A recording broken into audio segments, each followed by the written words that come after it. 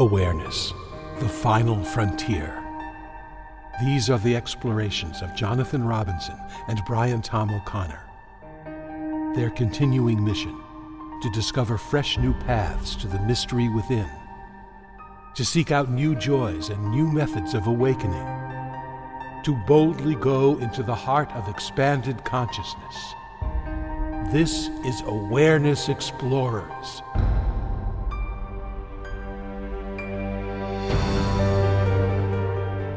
Welcome back, Awareness Explorers. It's really great to have you here listening to us blab about the most important things in life. I'm Jonathan Robinson, and I'm here with my trusty co-host, Brian Tom O'Connor. And this should be a fun show, Brian, an unusual topic. I am thinking of it just kind of in a funny way as our pets, our new form of gurus. What can we learn from our pets, our cats, our dogs, even birds? And when I bring up this subject of how much there is to learn about life from the animals around us, what comes to mind for you? Oh, I think there's absolutely so much that we can learn from animals. They seem to live in the moment much, much more than we do.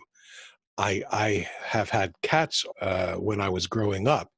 Our family always had a cat, and I love dogs. A lot of neighbors have dogs, and I don't know that much about birds and hamsters and stuff like that, but animals are amazing. They really don't seem to hold grudges. They seem to live in the moment. They seem to be able to interact in a very honest way that sometimes we humans can't. And I also think that we actually have language. The one main difference between pets and us is language. And it's the language that enables us to weave all these stories in our head about all the problems with reality as it is. That sort of leads us down the wrong path. And maybe we can look to our pets to see, well, how do they treat problems and obstacles? You know, when we go to gurus, we go to be inspired and to learn certain lessons and maybe some techniques. And it really struck me that in a very big way, my dogs are my teachers because they have all these natural abilities that I don't, such as living in the moment, loving unconditionally, living spontaneously with what they feel like doing. If they feel like taking a nap, they take a nap. And having a being who you live with, who's demonstrating all these qualities, can be a real blessing if you look to them as teachers. But in society, a lot of times we think, well, we're the highest on the food chain. We're the most evolutionarily evolved. But I like to look at it differently, that every being has something to teach us. And our pets definitely have a lot of qualities that we have lost and we really need to regain. And they are in our hearts and in our homes to teach us these things. And I'm very blessed to have 2 dogs, golden retrievers. And one of them was so happy that I actually wrote a novel based on what she was trying to teach me, Conversations with Dog, which of course is a play on the book Conversations with God. And it was really fun to try to get into her head and have a conversation with her as to what she would want to tell me. Have you ever had a relationship with a pet where you felt like you were getting real communication between the two of you? Absolutely. I definitely feel that pets communicate directly. I've never heard a pet talk, but that doesn't mean that there isn't direct communication. I think that body language and sounds and movement and eyes can say so much. And while we're on the subject, I just finished reading Conversations with Dog, and I loved it, and I can't wait to ask you more about it. But before we do, I don't want to leave out the cat lovers in our audience. Yeah. And I came across a couple of quotes about cats that I thought were really appropriate to our topic today. Ernest Hemingway said, "A cat has absolute emotional honesty. Human beings, for one reason or another, may hide their feelings, but a cat does not." And I found that to be really true. And it's amazing. Like, a cat is not going to pretend anything. If it's interested in you, it will show it. If it's not, if it doesn't want to be petted right now, it walks away.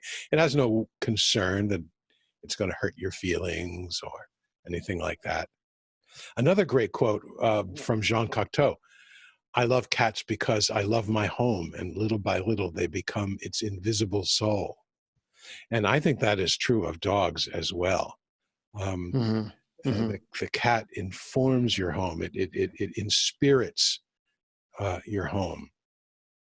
The other thing is, when I watch cats, they can be incredibly still and they can focus on one thing for a really long time. And it's an amazing quality that very few animals have. And it's really a marvel to watch.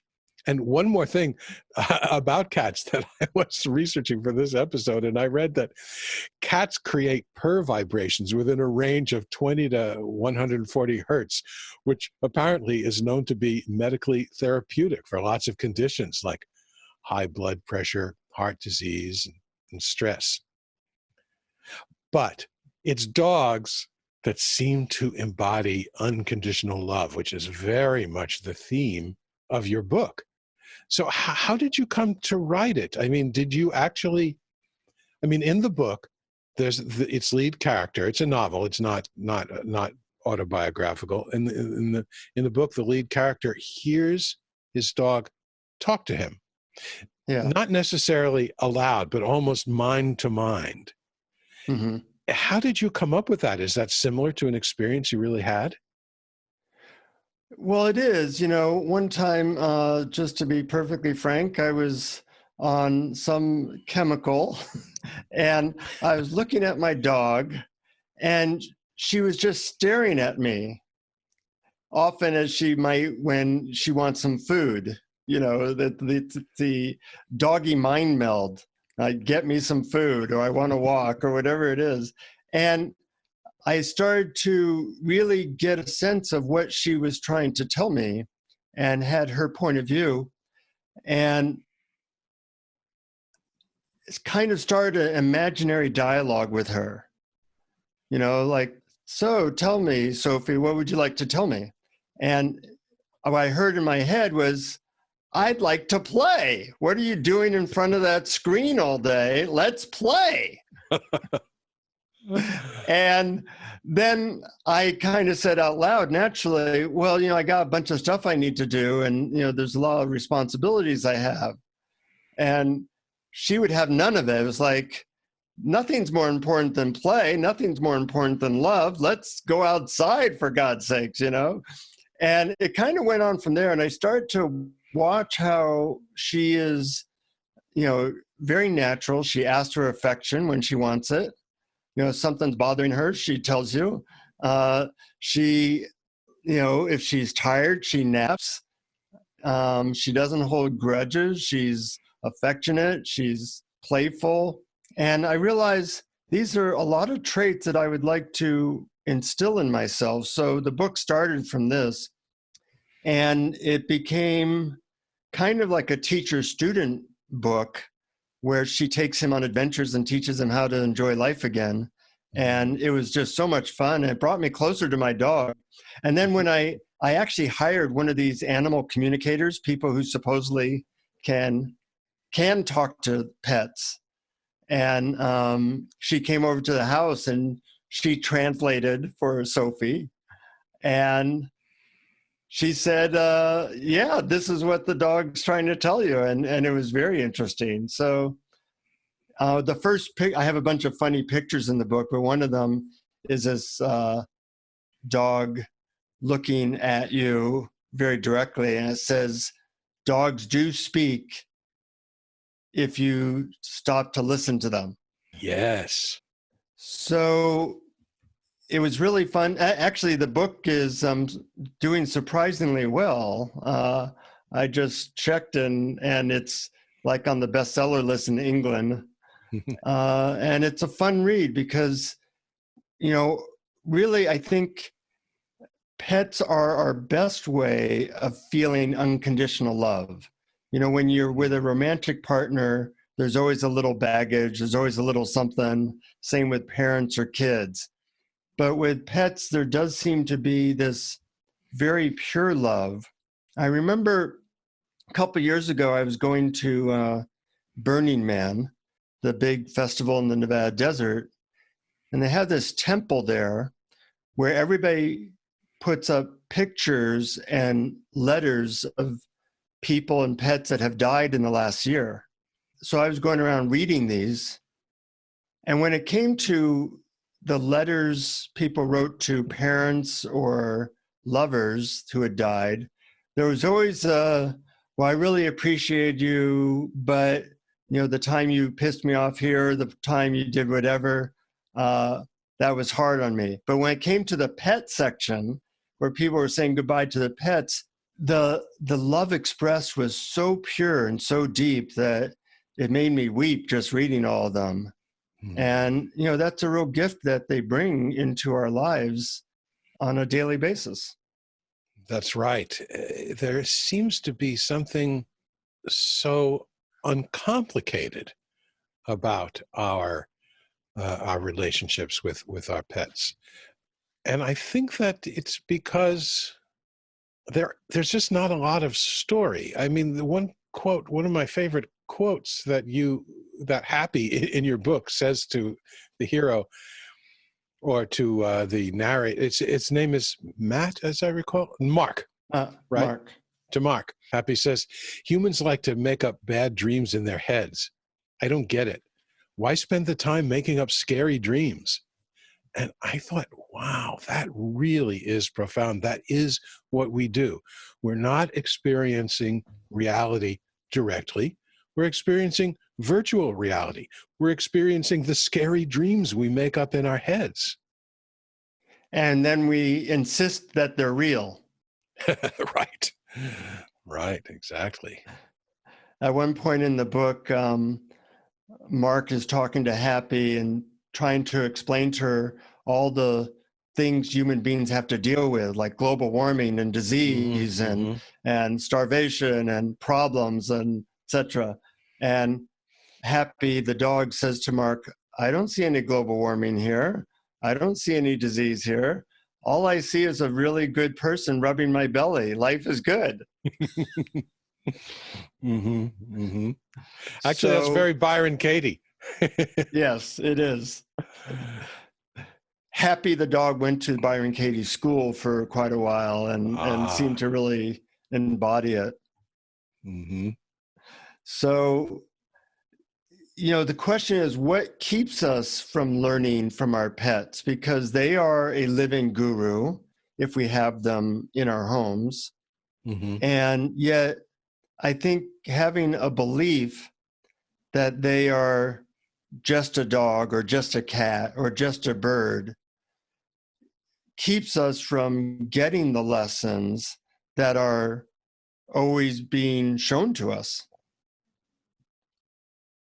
I think that's absolutely right. And we put animals in general in a category separate from humans.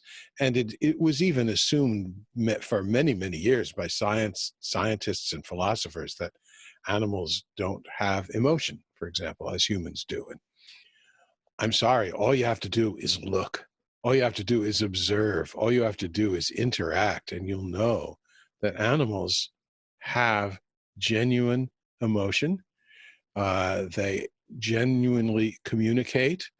I saw a video just the other day, one of these silly YouTube pet videos. I say silly, but I actually love them. A dog watching the animated version of The Lion King and getting really upset at the tragic event. I don't want to spoil it for anybody, but I think everybody knows what happens. I mean, it's like, it's watching the screen like, I can't believe this horrible thing is happening to this poor lion cub. And I Right. thought, to think that they are somehow,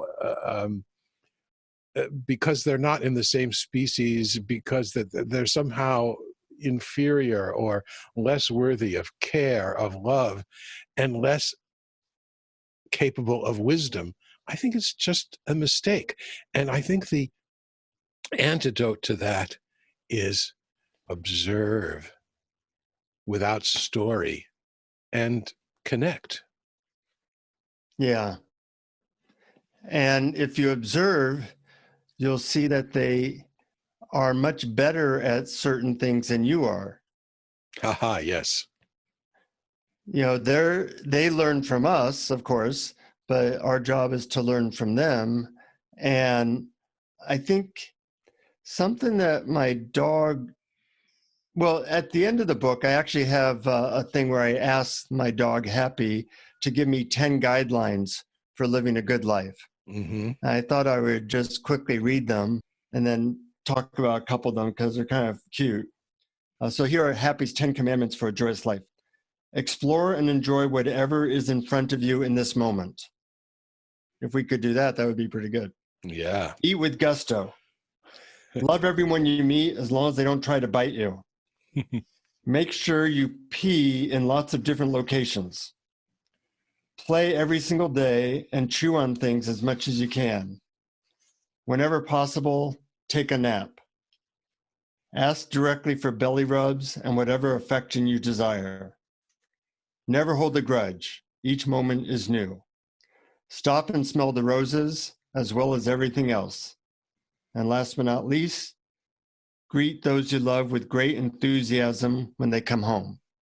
It's kind of like that old book, Everything I Needed to Know I Learned in Kindergarten. Mm-hmm. Everything I needed to know, I learned from my pet. Yeah. Yes, there is such there's a lot of wisdom there, and it's true. I love how pets are so happy to see you when you come home, and it reminds me of something else that Happy said in your book.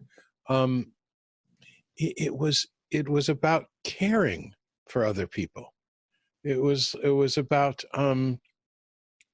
let's see if I can remember what it was. I called it the law of love. Yes. That those things you take care of is what you fall in love with. Right. Exactly. Yeah. Love comes from taking care of someone. So we can learn that by caring for our pets. And we do. I mean, one of the reasons we love them, if the law of love, as you stated, is correct, is that our caring for them creates our love for them. And if we care for other people the way we care for our pets, we can increase the love. I am a marriage counselor by profession. And I often tell my clients that, you care for your dog and cat, and you know that their needs are different than you, which makes the relationship often good. Not many people say, oh man, I need to get a divorce from my dog or cat. We've been squabbling. That doesn't happen because we kind of understand what their needs are and we supply them. But we don't necessarily do that in our relationships. We assume that sometimes our partner has the same needs as us, which isn't true. So like my dog needs a walk every day for her to feel okay.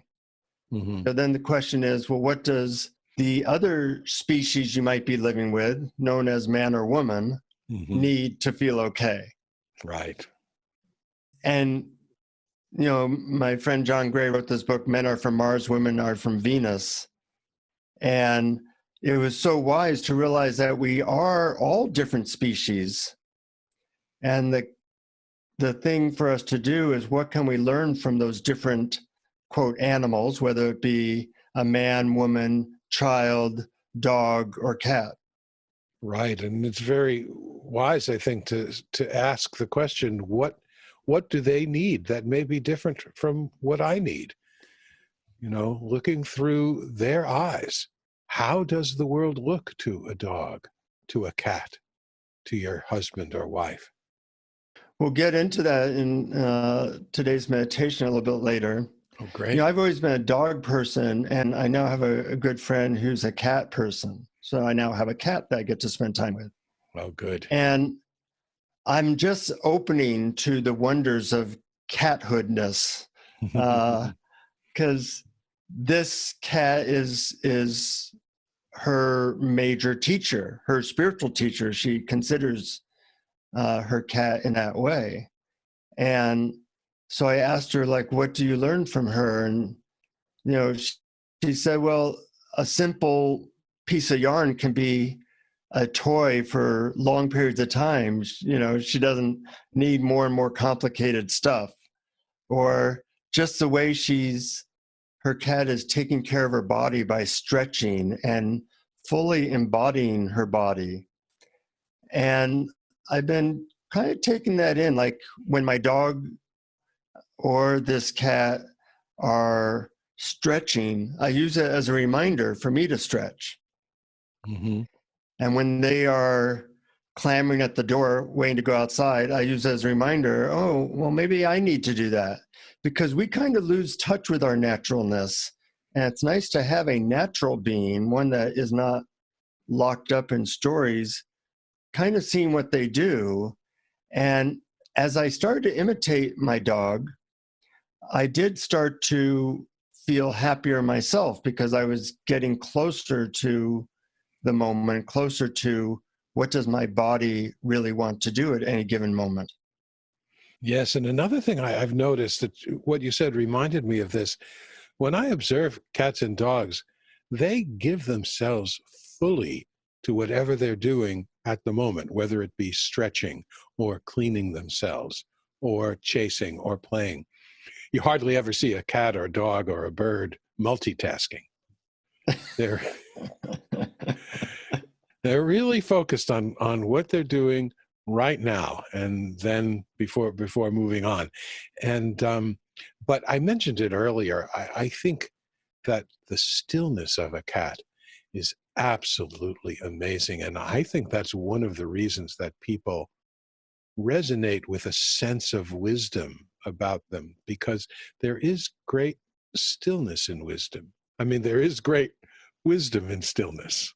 Both Yes, are true. yes. Uh-huh. Very true. Let's see, I forgot what I was going to say. Well, it'll probably come to you, but I have a Uh-huh. question in the meantime.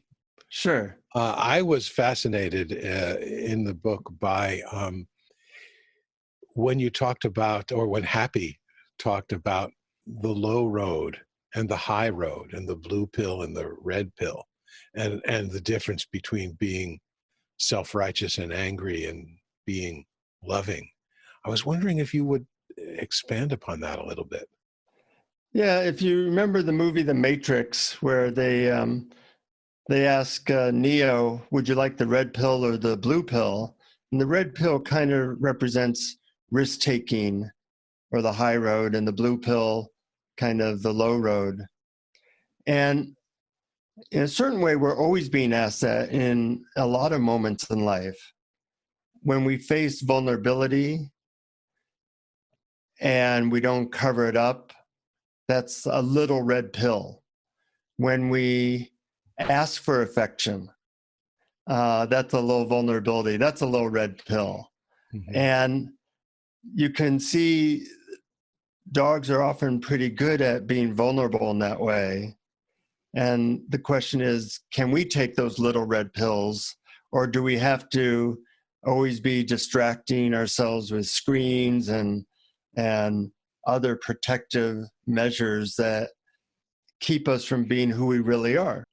Yes, it does seem that that when we are pretending, or when we are not acting in a way that takes the other person's feeling into account, that we're really not actually in reality. And there was a wise guru in the past who said that when you're angry at something, there's something untrue that you're believing. Mm-hmm. And it reminded me of that.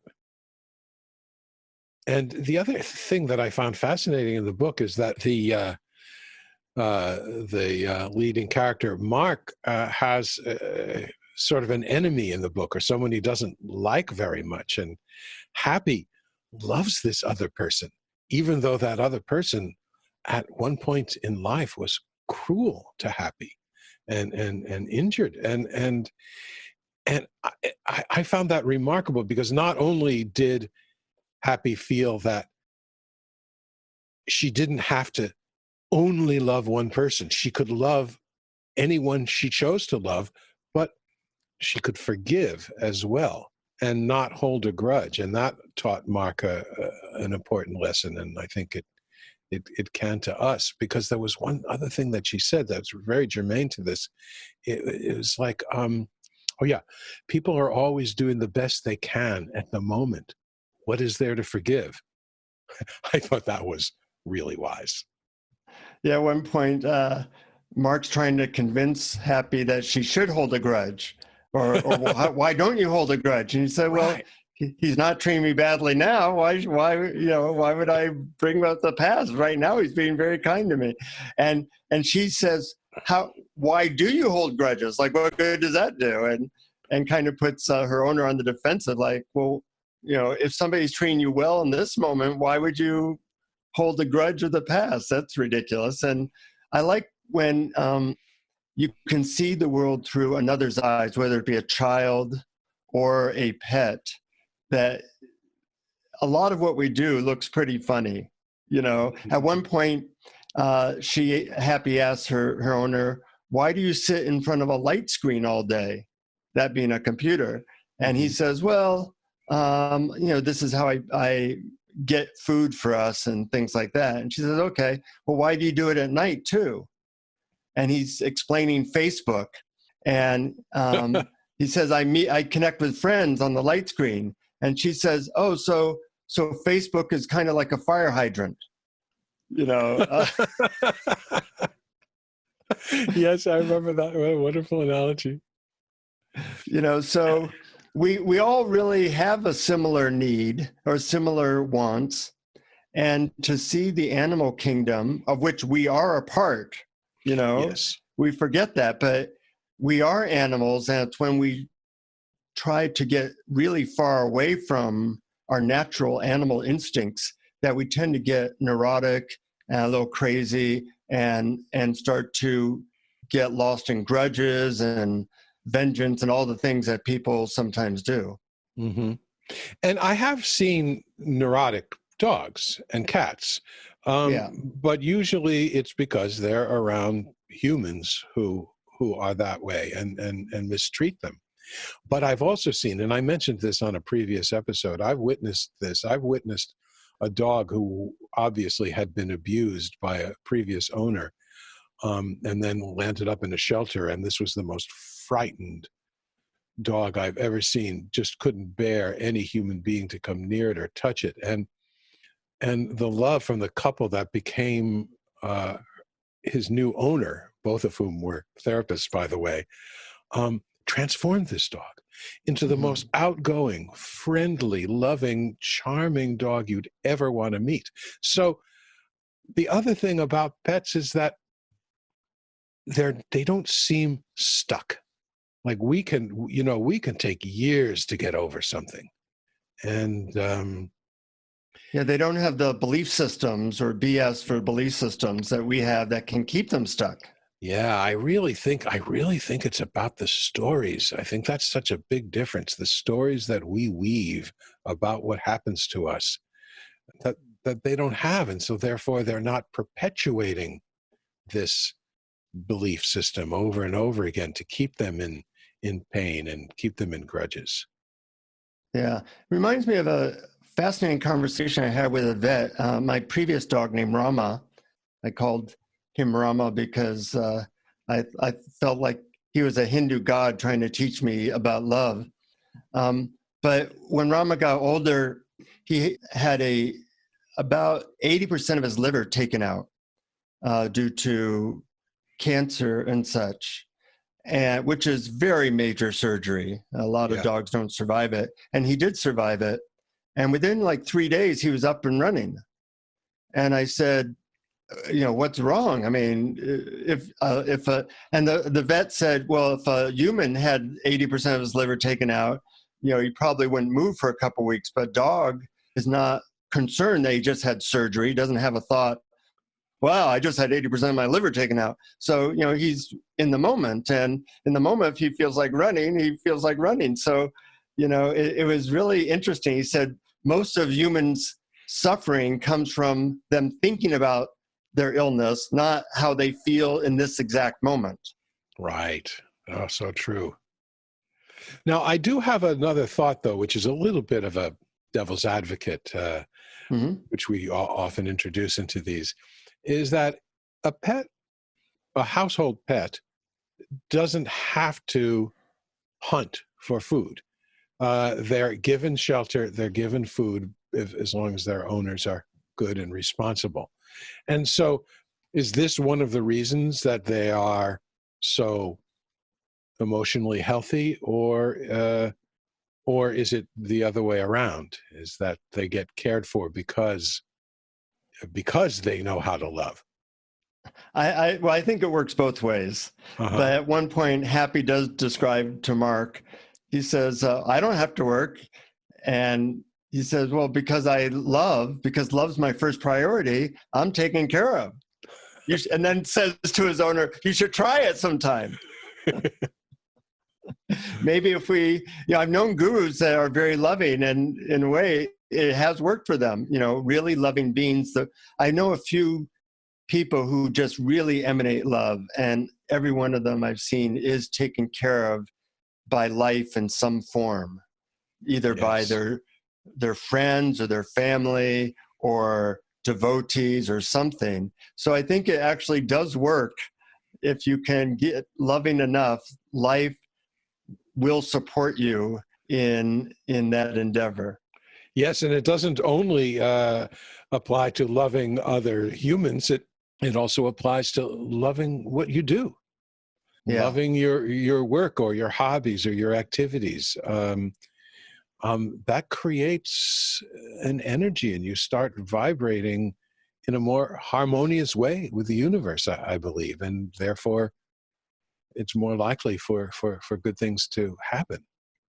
The law of attraction, really, that the higher your vibration, the more likely things are going to probably go well for you. Yes, well, that's a whole other discussion. We might have an episode. Topic. We might have an episode on that, because there's a lot of different sides to that one. But basically, that's what I'm saying. Is when you know how to float your cork, you know how to go with the flow. Yeah. So we're going to do a unusual guided meditation based on our pets, but I think we really answered it, that pets can be the new gurus if we are fully open to receiving their messages. And I hope if you have a dog, a cat, or some other animal in your world, that you look at them in that direction. And if you don't, find one and see if they can inspire you. And I hope you get the Conversations with Dog book and tell me what you think. Another thought I had is that someday we should do an episode in which people ask us any question they're curious about, any of the big questions, and we will take an episode and answer questions that our listeners give to us. So you can contact us through awarenessexplorers.com, and we will take on any questions that you wonder about or are curious about. And if we don't know the answer, we will try to BS our way through it, or read up on it until we can come up with something. But this is an exploration, not just for me and Brian, but for you too. And we hope we can be of service in that way.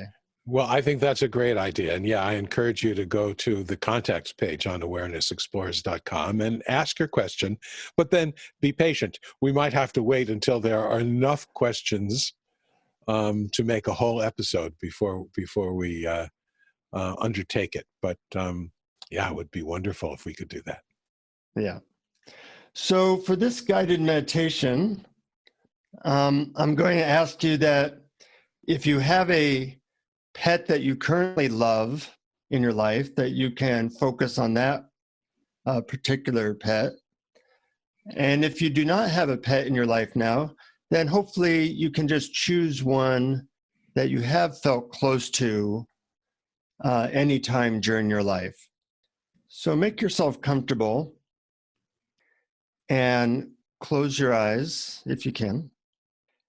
And think of one specific pet, preferably dog or cat, but if you've been close to other animals, that's okay as well. And remember a time when you felt particularly close to this animal.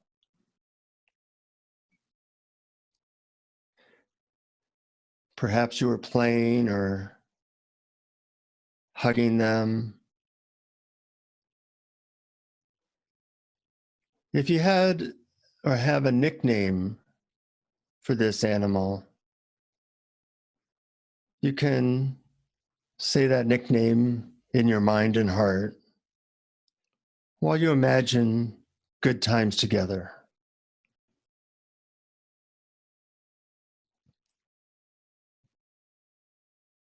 And just feel your love for this being.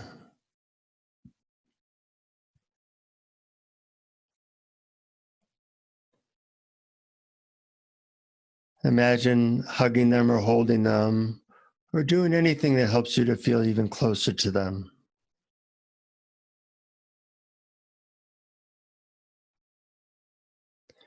And feel your gratitude for having known this connection.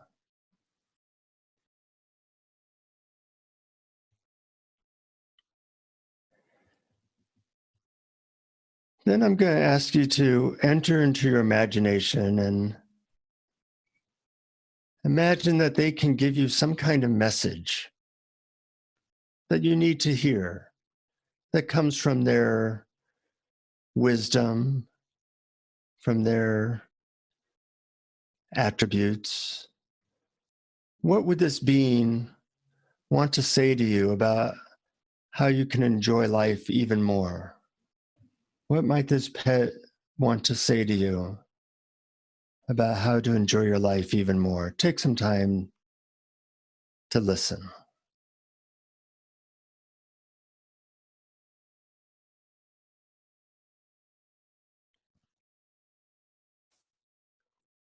What other wisdom might they want to share with you?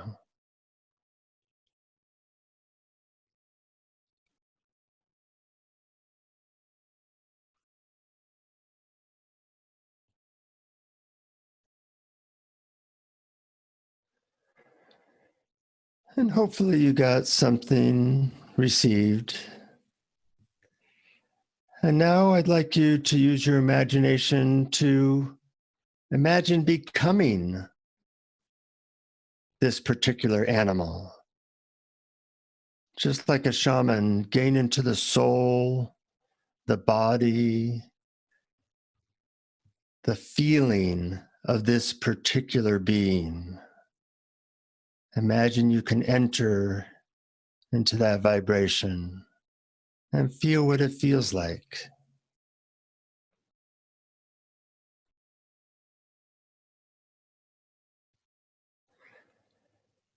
Imagine walking around as this being, relating to the world,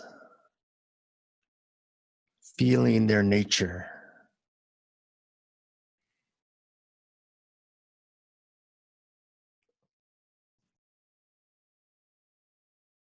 Imagine sitting outside, enjoying the sun's rays as this particular type of being.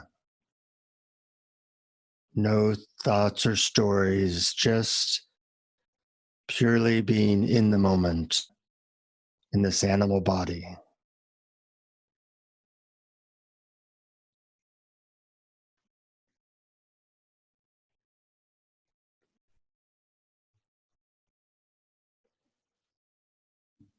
Now imagine that this beloved pet sees you coming home, and what that is like for them, seeing you after a time of separation.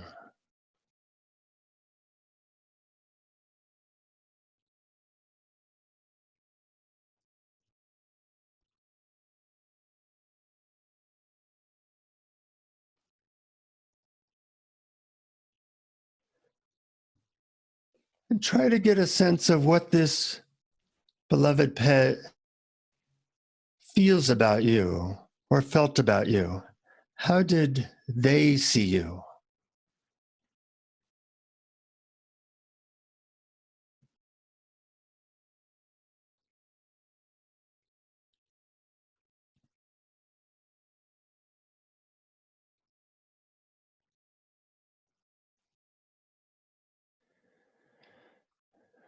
Good. Keeping the energy, the soul of this pet in your heart as a teacher, you allow yourself to come back to your human body at your own pace.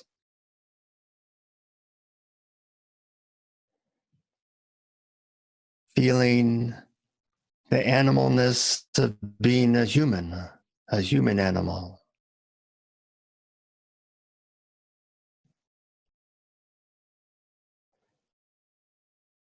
Taking with you what you can learn from pets and from the entire animal kingdom as a reminder of our natural state, our natural presence. And when you're ready, take as much time as you need. You can slowly begin to come back and open your eyes.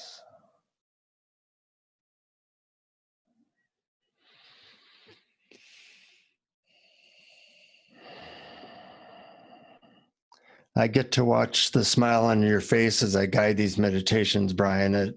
It looked like the smile of my doggie when I was scratching her belly. And it's funny that you mentioned that.